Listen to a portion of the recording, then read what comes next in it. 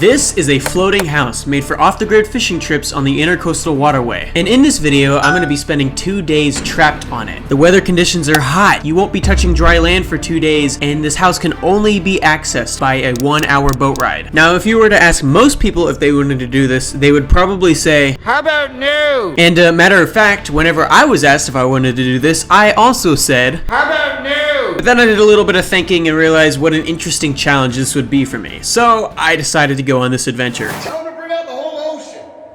Okay, so I'm in Corpus Christi right now. Alright, so tomorrow we are headed to the cabin in the middle of the ocean. ICW, which is a Intercoastal Waterway. Intercoastal Waterway. And the Intercoastal Waterway is basically a man-made canal running from Massachusetts all the way to the Gulf of Mexico. It's made for safer travel for cargo ships and has turned into a fishing hotspot. We're surrounded by seawater, so, and I am very scared. So, I'll see you guys tomorrow morning.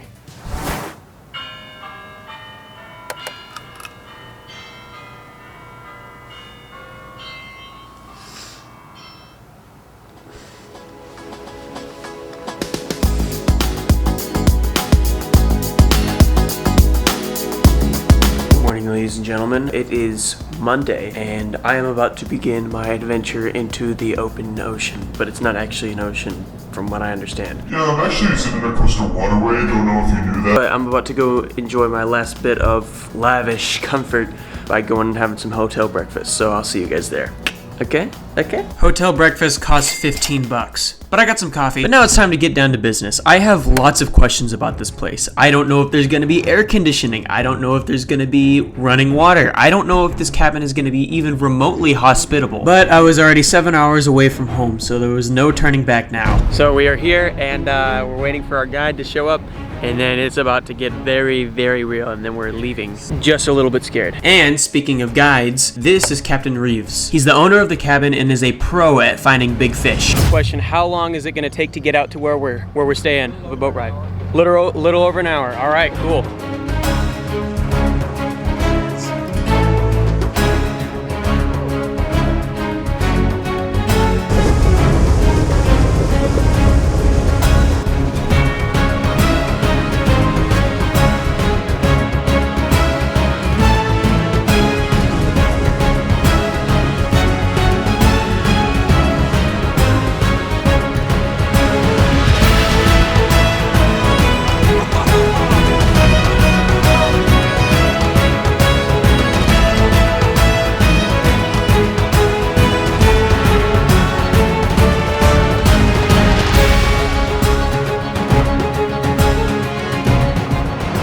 So the cabin looked pretty nice on the outside, which is relieving to me. I was scared it was gonna look like some of the shacks that we passed on the way out. Now that we were docked, I was ready to go see if it looked any good on the inside.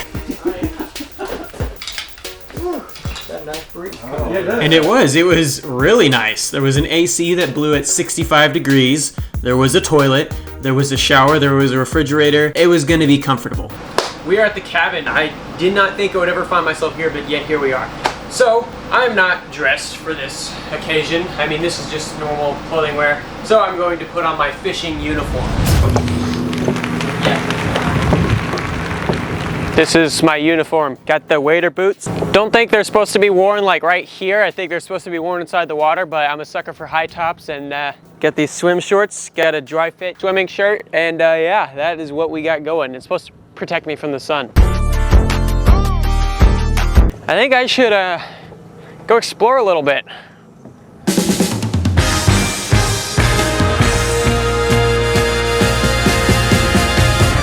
All right, so for starters, this is the house.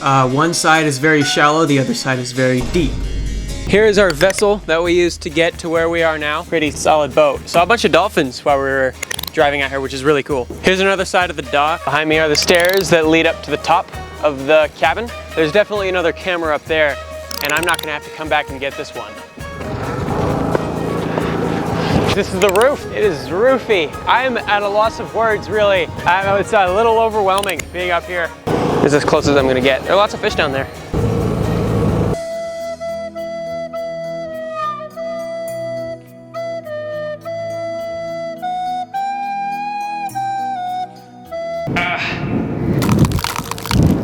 I'm popping my back, not making a Titanic reference. Right here we got the captain's corner. He doesn't talk like a pirate at all, actually. Here we got the dining room table. This is where we will eat together like a good crew. It's a nice table. Hard wood. Who's at the door? Oh, the next thing. I really like that segue, honestly. All right here we got the array of fishing rods made for catching fish of big and little sizes. As you can see, very exciting. Like, this is a kitchen where we cook stuff. We've got all sorts of eating amenities like vegetable oil, hand sanitizer, you know, the good stuff. Another thing I was not expecting, AC, very nice. It's getting nice and cold in here. Wonderful, it's lovely, it's so great. A bed, it's messy, I need to fix that. I will get around to doing that. Then we go through this door. We've got another room with utility and stuff. Coffee, first aid, stuff. Extra stuff. I don't know what that is for, actually. I'm gonna shut this door. And over here is the bathroom. We've got a mirror. We've got a urinal. We've got a toilet, a mirror, a shower. After doing the tour, we hung out a little bit, did a little bit of fishing, and had dinner. And after that, we started prepping to go night fishing. We're gonna be fishing for a species of fish called redfish. Also, I think I should introduce you guys to our crew. Of course, there's me. My entire face is gonna peel off at the end of this trip. There's Emmett. It wasn't me. And my dad, professional drone flyer. And my youth minister, Mr. James. First time to go for redfish. Looking forward to some good times and hopefully learn a little bit of something. And now as the sun was setting, it was time to embark deeper into the ICW to catch some fish. Pumped, ready to pump all the water out. Unless you can get it like with this cabin. Right. When you're fishing like this, it's all about your business perspective. Do you have enough Dr. B's?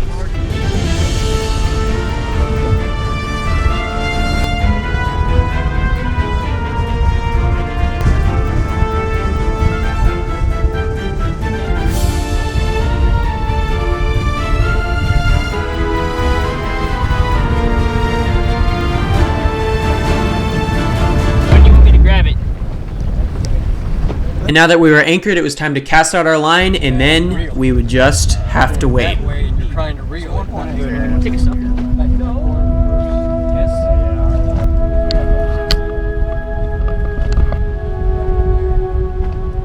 you see the angle I got going with the camera? Mr. James got the secondary angle. You didn't have that drag set so dang tight. You could have caught something. And once the sun had officially set, it started to get a little bit creepy. Kind of felt like Davy Jones was just gonna pop up out of nowhere and kill us. You are neither dead nor dying. What is your purpose here? Oh, actually, super funny you mentioned that. I was on a fishing trip and you kind of interrupted that. We are still waiting on them fish to start biting. Plan to be out here for the next like 2 hours, so that's pretty exciting. And after waiting about an hour, we finally got something on our line. See where he is.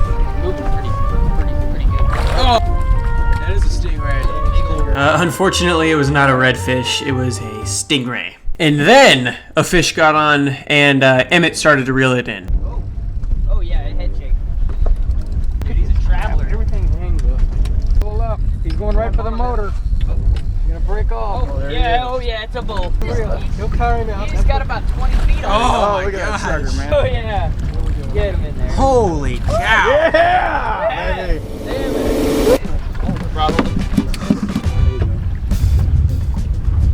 Then Emmett released his fish, and then I ended up catching one, which was a pretty good size. Then Mr. James got a fish on his line, and it ended up taking him 30 minutes to reel it in because the fish fought so hard. But it made sense because he caught the biggest redfish I had ever seen. After that, we didn't catch anything else, so we decided to head back to the cabin.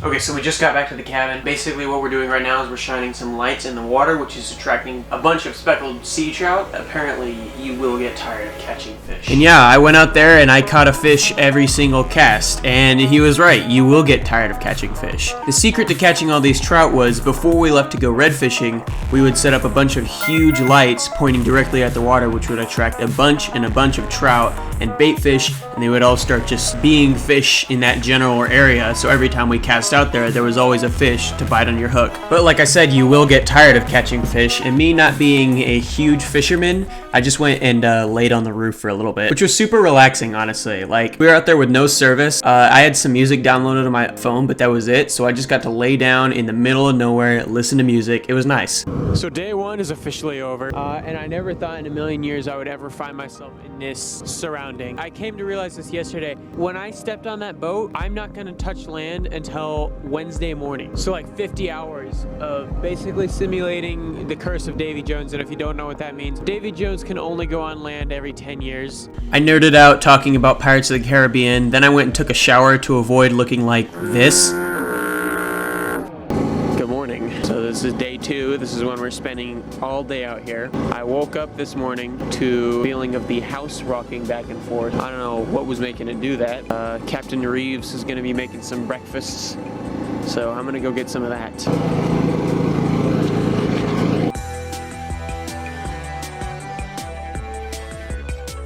Shortly after that, we got on the boat to go try and do some fishing, and while we were doing that, Captain Reeves said that he could get some dolphins to follow us while we were on the water.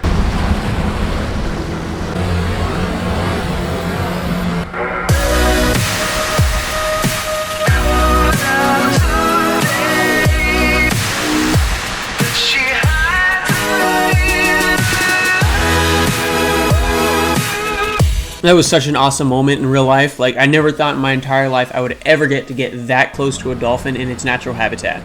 Afterwards, we tried to do a little bit of fishing, but we caught absolutely nothing. There was no wind, and it was hot. I thought I was gonna die. It's like being stranded at sea. Oh, it's so hot. Cooking, there's not much shade to... Very stale. And I'm not sure if you guys have picked up on this about me yet, but I'm not made for the heat. I much rather prefer the cold. I'm what they would call a mountain man, you know, like the cold weather, the tall trees, and George Harrison. Welcome back to Stranded at Sea with Leighton. Today's meal is Powerade and water. The oranges were stale. Then, after subjecting ourselves to the heat for far too long, we decided to go back to the cabin and wait for night to go back and fish. I have no footage of what we did whenever, like, in between fishing trips or whenever I would film, but what happened is the cabin has no windows, so we would just turn off the lights and everyone would just nap for like 2 hours straight. I didn't, because I didn't want to mess up my sleep schedule, but yeah, it makes sense that someone would become nocturnal while living out here. You guys want to hear me level with you? This ain't it. I do not like being surrounded by salt water. I gotta say, I'm very much looking forward to getting home and being clean and stuff, and not having to smell fish. Then I filmed a bunch of different main character shots, and then I helped my dad catch our drone.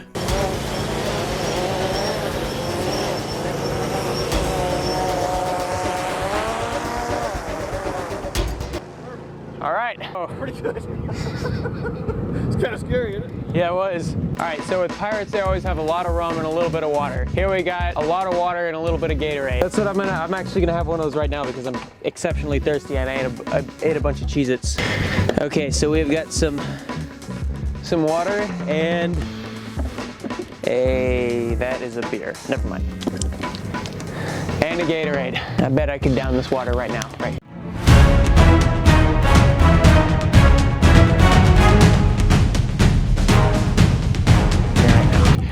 Just take a second to acknowledge this amazing shot that I went through the trouble of getting. So if you could please subscribe and support me, that would be great. I need to throw that away, don't go outside. Then I took the boat out by myself and drank 2 more bottles of water. After that, we had dinner and got ready for another night fishing trip. Headed back out into the water to catch some fish.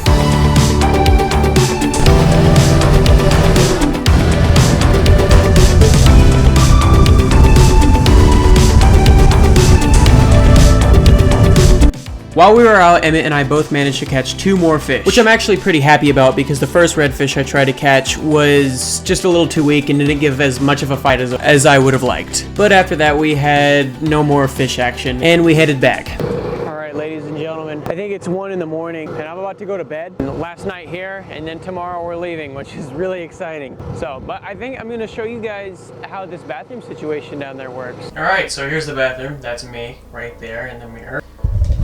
The toilet. As very toilety. It's got a toilet-like essence to it. There's the urinal. And then right here we got the sink. I'm gonna brush my teeth. And after very careful camera coordination, I found a way to show you guys how the shower works. It's actually tall enough for me. All right, moment of truth. All right, this is what it's like. And that just shows the rough conditions out here. No showers. Well, yes, showers, not luxury showers. Then after showering, I went to bed. Then in the morning, we had our last breakfast, started to clean up, and I did one more voice monologue. Here we are, back on top of the roof. I don't know why this became my favorite voiceover spot, but it had. We're about to pack up our luggage and get on the boat and be out of here, and I'm so excited. Golly. It's gonna be nice having the normal luxuries of land, especially since I'm just not a heat guy. I'm complaining.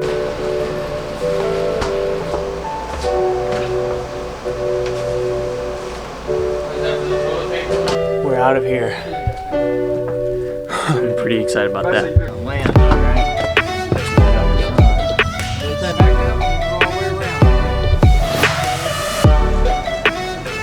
Challenge technically completed? Almost.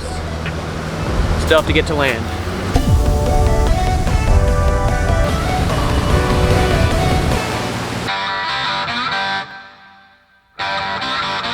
And after another 1 hour boat ride, we could finally see civilization.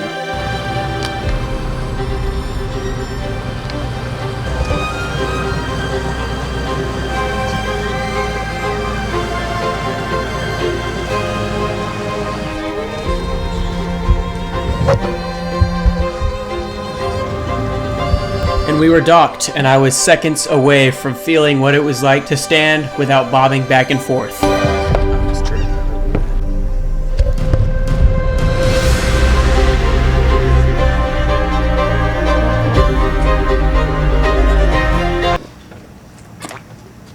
Whoa, that is weird. I know, I got sea legs.